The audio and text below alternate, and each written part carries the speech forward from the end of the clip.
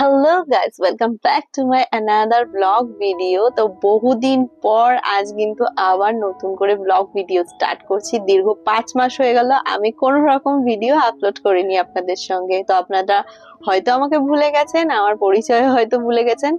আমি অন্বেষা, আর আপনারা দেখছেন আমার চ্যানেল বেবি মম ব্লগ। আর ইনি হচ্ছেন আমার সুপুত্র ত্রিয়াংশ কর। সুপুত্র কেন? সুপুত্রকে সুপুত্র, কুপুত্র না, ও সুপুত্র না, ও কুপুত্র। আরে এই কথা বলবা না, এই কথাই বলবা না। আচ্ছা ঠিক আছে, বলবো না। তো আপনারা যারা আমার পুরোনো ভিডিওটা দেখেছেন তারা তো জানেনই যে আমি কতদিন ধরে ব্লগ ভিডিও আপলোড করছি না, কি কারণে করছি না সেটাও অনেকে জানেন। মাঝখানে যেটা যা হয়েছিল। তো একটা জিনিস আমি বুঝতে পারলাম যে এতদিন ধরে আমি ভাবছিলাম যে আমার কাছে তো গাছও নেই, ভিডিওই কি করব, কি দেখাবো আপনাদের সঙ্গে। তো এখন চিন্তা করলাম গাছ নেই তো কি হয়েছে, গাছ নেই বাগান নেই, আমি তো জীবিত আছি না। তো আমি থাকতে আমার চ্যানেলটা হারিয়ে যাবে এরকম করে এটা হতেই পারে না। গাছ হারিয়ে যেতে পারে, আমি তো হারাইনি। তাই আজ ভেবেছি আবার নতুন করে আজকে একটা শুভ দিন, আর এই শুভ দিনে নতুন করে আমি আবার চ্যানেলটিকে আবার স্টার্ট করছি। তো আপনারা বলতে পারেন যে এটা আমার প্রথম ভিডিও।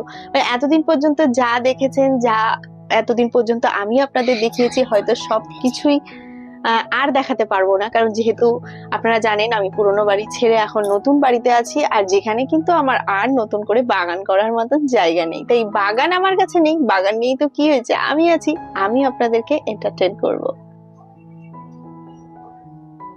তো বেশ কিছুদিন ধরেই ভাবছিলাম কিন্তু আপনাদের সঙ্গে নতুন করে আবার ব্লগ ভিডিও শেয়ার করা স্টার্ট করব, কিন্তু কি দিয়ে শুরু করব এটাই ভেবে পাচ্ছিলাম না। কারণ এর আগে সমস্ত গার্ডেনিং রিলেটেড ভিডিও আপনাদের সঙ্গে শেয়ার করেছি, আর এখন যদি আমি আপনাদের সঙ্গে ভিডিও শেয়ার করি আমাকে কিন্তু গার্ডেন ছাড়া নতুন কিছু আনতে হবে। তো নতুন কি আনবো এই ভাবতে ভাবতে কিন্তু বেশ আরো কিছুদিন পার হয়ে গেল। আর এছাড়াও যে ট্রমা আমি পেয়েছি তাতে কিন্তু বেশ মানসিক ভাবেই ভেঙে পড়েছিলাম, যার জন্য কিন্তু অনেকটা বলতে পারেন ডিপ্রেশনের মতোই আমার অবস্থা হয়ে গেছিল। তো শেষে আমি চিন্তা করলাম যে যারা আমাকে ট্রমা দিয়েছে, যারা আমাকে ডিপ্রেশন দিয়েছে, তারা কিন্তু দিব্যি খেয়ে দিয়ে হেসে খেলে আনন্দ করে বেড়াচ্ছে। মানুষের সাথে এটাই হয়, যারা ডিপ্রেশনে যায় তারা কিন্তু নিজেরাই ডিপ্রেশনে যায়।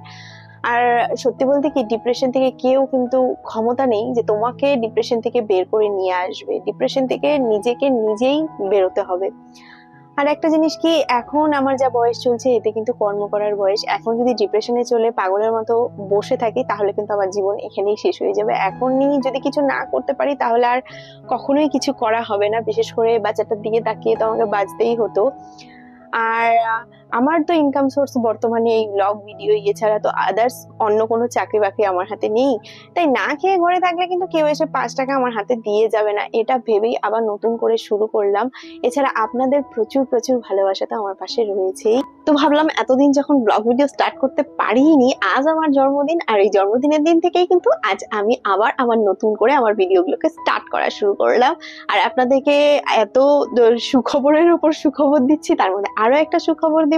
তো আপনাদের সঙ্গে শেয়ার করার জন্য যে গুড নিউজটা হচ্ছে, আমি বাড়ি থেকে আসার সময় কয়েকটা গাছকে আমার সঙ্গে করে নিয়ে এসেছি। গাছগুলো যদিও 4-5 মাস ধরে খাবার না পেয়ে কন্ডিশন খুবই খারাপ, তো আমি এনেছি। আনার পর এখন এদের কিছু তো যত্ন করব, আর তার থেকেও বড় গুড নিউজ আপনাদের সঙ্গে দেখাবো আজকে আপনাদেরকে। সব থেকে বড় আপডেট যেটা, আমি যে ড্রাগন গাছটা 2 বছর আগে লাগিয়েছিলাম, আপনাদের সঙ্গে শেয়ারও করেছিলাম, পুরনো ভিডিও আছে, তো সেই ভিডিওতে আপনারা দেখতে পাবেন মোটামুটি 2 বছর খানেক আগে আমি ছোট্ট একটা ড্রাগনের চারা এই কার্টুনের মধ্যে লাগিয়েছিলাম। আর তারপর থেকে কিন্তু অনেকটা বেড়েছে, আর এখন দেখুন ড্রাগন গাছে ফলও এসেছে। এটা কিন্তু আমার ড্রাগন গাছে প্রথম ফল আসলো। অনেকদিন ধরে ভিডিও দিচ্ছি না, যদি আগের মতন কন্টিনিউ ভিডিও দিতাম তাহলে আপনারা কিন্তু ফুলের থেকে ফল আপনাদের শেয়ার করতে পারতাম। গাছগুলো তো ওই বাড়িতে ছিল, আর আমি বাবার বাড়িতে চলে এসেছিলাম গাছগুলোকে রেখে। তাই কবে ফল এসছে আমি কিন্তু জানিও নি, পরে একজন দেখে আমাকে বলেছিল, তারপর গিয়ে আমি গাছটাকে নিয়ে এসেছি। তো 2টো ফলই এসছে এখানে একটা। কিন্তু দুর্ভাগ্যর বিষয় হচ্ছে গাছটাকে আমরা যখন গাড়িতে করে নিয়ে আসছিলাম তখন গাছটা ভেঙে গেছে, অনেকগুলো ডালই ভেঙে গেছে। এই যে এখানে একটা ভাঙা, এখানে একটা ভাঙা, কিন্তু যেখানে ফল আছে এই একটা ডাল, এটা ভাঙেনি। এই ফলটা দেখুন পাকার সময় হয়ে গেছে। আর আরেকটা ডাল ভেঙে গেছে, 2টো ফল এসেছিল। তো ভাঙার পরেও আমি এখানে অন্য আরেকটা কার্টুনে গাছগুলোকে বসিয়ে রেখেছিলাম। তারপর কিন্তু এখানেও আরেকটা ফল রয়েছে, এই যে এটাও কিন্তু পাকছে। যেহেতু গাছে কোনো খাবার টাবার আমি অনেকদিন প্রয়োগ করিনি, তাই ফলগুলোর সাইজটা একটু ছোট হয়েছে, কিন্তু এইবার একটু যত্ন করার পর আশা করি এর পরের বার যখন ফল আসবে তখন ভালো রকমের ফল আসবে। আর আজ কি রোদ উঠেছে দেখেছেন, আকাশ একদম পরিষ্কার নীল।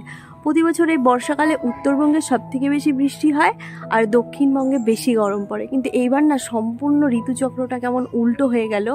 এইবার উত্তরবঙ্গে বৃষ্টির নাম মাত্র নেই, মানে 15 দিন গরম দিলে একদিন হয়তো একাট্টু বৃষ্টি হয়। আর এইদিকে দক্ষিণবঙ্গের ওইদিকে বৃষ্টি ঝড়, লোক একদম পাগল হয়ে যাচ্ছে বন্যায়। আর প্রতি বছর আমাদের এখানে বন্যা হয়, যেহেতু বাড়ির পিছনেই নদী। এইবার কিন্তু আমাদের এখানে নামমাত্র বৃষ্টিও নেই, বন্যা তো অনেক দূরের কথা। আর এখানে আমার মায়ের বসানো প্রচুর প্রচুর গাঁদা ফুলের গাছ, অলরেডি গাঁদা ফুল ফোটা শুরু হয়ে গেছে। আর গাছগুলো এতটা লম্বা হয়েছে, ডালপালা ছাড়েনি, তাই মা সবগুলো গাছের এরকম আগাগুলো ছেটে দিয়েছে যাতে গাছগুলো একটু ঘন ঝাপড়া হয় আর কি। তো এখানে দেখুন কড়িও চলে এসছে, এই বর্ষাকালেই গাঁদা ফুল ফোটা অলরেডি স্টার্ট। অলরেডি মা তুলে পুজোও দিয়েছে কয়েকটা, এই যে এখানে একটা ছিল তুলে পুজো দিয়েছে। এগুলো সব পেতি গাঁদা, কিন্তু বেশিরভাগ ভোলা গাঁদাই আছে, এই একটা গাছ পেতি গাঁদার হয়েছে। ড্রাগনটা কি পুরো পেকেছে নাকি তা কিন্তু বুঝতে পারছি না, যার জন্য তুলতে সাহস পাচ্ছি না। থাক আর একটু পাকুক তারপর তুলবো। 10 মিনিট রোদে থেকে কিন্তু ফেসের অবস্থা খুব খারাপ, যদিও এখন গরম পড়ার পর থেকে না, ঘুম থেকে ওঠার পর থেকেই সানস্ক্রিন ইউজ করতে হয়। আর অনেকে মনে করেন যে ঘরে থাকলে সানস্ক্রিন ইউজ না করলেও চলে, কিন্তু আমি ঘুম থেকে ওঠার পর থেকে সকাল সকাল সানস্ক্রিনটা মুখে মাখিয়ে নিই। তো এখন বাজে দুপুর 2:30, আর আজ নতুন করে যেহেতু ব্লগ শুরু করলাম, তো কি বলবো কিভাবে দেখাবো এগুলো করতে করতে কিন্তু আদার্স অন্য কোনো কাজ করা হয়নি। আজ রান্নাঘরে তো ঢুকলামই না, মাই রান্না বান্না করলো। তো বললো বাবা কিছুই বাজার করতে পারেনি, প্রচুর গরম ছিল, গরমে তো কিছুই বাজার করা হয়নি। তা আজ বাবা বললো এই গরমে আজকে ডিম খাওয়া হবে, তাই আজকে ডিমই রান্না হয়েছে। তো আজকে রান্না হচ্ছে ডিমের কারি, আলু দাও নাই, ডিমের কারি আর নিরামিষ তরকারি। সকালবেলা ভাত করেছিলাম, আলু ভাজা করেছিলাম, সেটা করে সকালের খাবার খাওয়া হয়েছে। আর এখন দুপুরের জন্য ডিমের কারি। কি হবে আর আর এদিকে পাট পাতাও আছে, পাট পাতার বড়া হবে। মা একাই আজকে রান্না বাড়া করছে। আজকে কিন্তু প্রচুর প্রচুর ফাটাফাটি পরিমাণে গরম, আর গরমে রোদ দেখলে পরে তো আরো বেশি গরম লাগে। যারা এই রোদে বাইরে যাচ্ছে তাদের যে কি অবস্থা হচ্ছে, আমরা তো ঘরে থেকেই গরমে পাগল হয়ে যাচ্ছি। প্রায় 38 থেকে 40 ডিগ্রি গরম তো হবেই। আর যেহেতু আমাদের এই ঘরটা টিনের ঘর, গরমটা কিন্তু টিনের ঘরে আরো বেশি পরিমাণে পড়ে। রোদে দেখানোর পর ঘরের ভেতর দেখলে পরে একদম সম্পূর্ণ অন্ধকার দেখা যায়, অনেক কিছুই চোখে দেখা যাচ্ছে না। আর আজকে ভিডিও করব জন্য সকাল সকাল স্নান টান করে নিয়েছি, আর সকালে টুকটাক যা যা কাজ হয় সবকিছু করে একদম কাজ কমপ্লিট করে বসেছি যে আজকে ভিডিও বানিয়েই ছাড়বো। তো জানেন তো, এই হচ্ছে নিজের মা আর পরের মার মধ্যে তফাৎ। আমি ভিডিও করব জন্য আজ কিন্তু আমার মা চুপচাপ রান্না করে নিচ্ছে, আমি শুধু সকালে রান্নাটা করেছিলাম। আর এখন যেহেতু আমি ভিডিও করছি তাই মা সব কাজ করে নিচ্ছে, কিন্তু এই জায়গায় যদি আমার মা না হয়ে অন্য কেউ হতো তাহলে কিন্তু একদমই ছাড় দিত না, আমাকে সবকিছু করে নিয়েই তারপরে ভিডিও করতে হতো। তো এই জায়গা থেকেই কিন্তু মা আর শাশুড়ির তফাৎটা আসে। জানি এই কথাটা শুনে আবার অনেকে বলবেন সকলে সমান হয় না। হ্যাঁ, হাতের 5টা আঙ্গুল তো এক হয় না। যারা ভালো শাশুড়ি পেয়েছেন তারা সত্যিই খুব ভাগ্যবান, কিন্তু আমার পোড়া কপাল।